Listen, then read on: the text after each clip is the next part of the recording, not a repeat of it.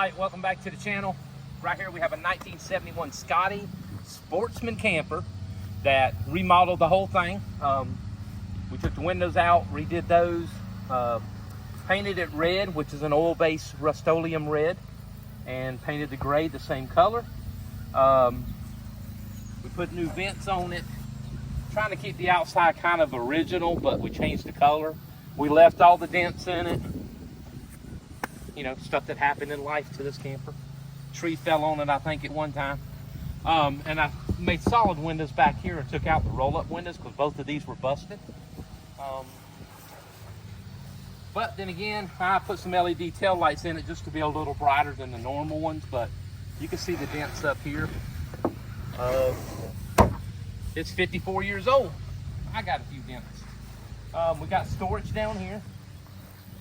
So that opens up. I keep the jacks, a broom, a tent, whatever in there.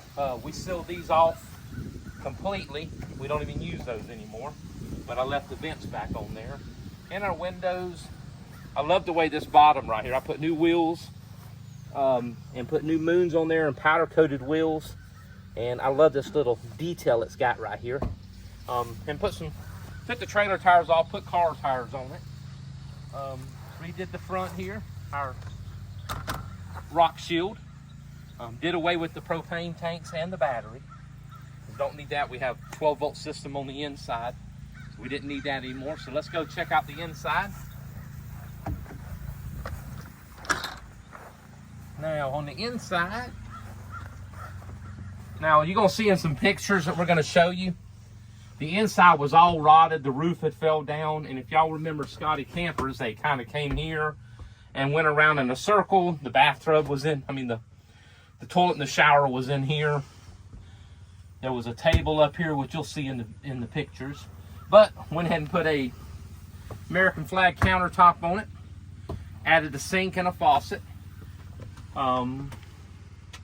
Made these curtains right here to go up and make sure that we got plenty of trim going around. We did that. This right here is the bathroom board. Fiberglass board. It made the perfect shape that we needed for here. Put one kitchen cabinet in, and behind this door is the 12-volt system in the water tank. And we also have locks on each one of the drawers. That was the original lantern. I just kept it. It was a propane lantern that was in here. Did tongue and groove on the roof. Added 12-volt lights, 4 of those, and 2 household current lights here, which are fuse boxes out there. It plugs in when we go camping. Built this cabinet right here to keep all of our plates and stuff like that in. Of course, we put a lock to keep it from swinging open. Built this coat rack, hat rack here out of some spoons and forks that we had. We have a full-size bed in here. And we got sheets and pillows all to match it. It's got storage under the bed. We've got an AC unit, which keeps it nice and cool in here. Microwave.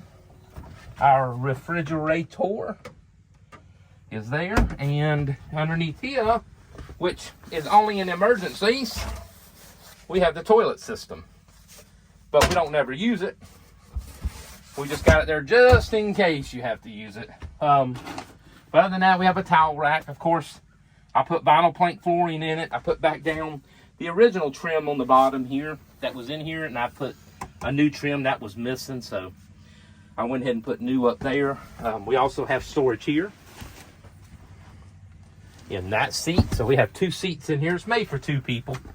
I probably got altogether probably $3,500 in this camper, including buying the camper and doing all this work. But I'll throw some pictures up where you can see what it looked like before, and we'll play the video of what it looks like now. All right, have a good day and enjoy it.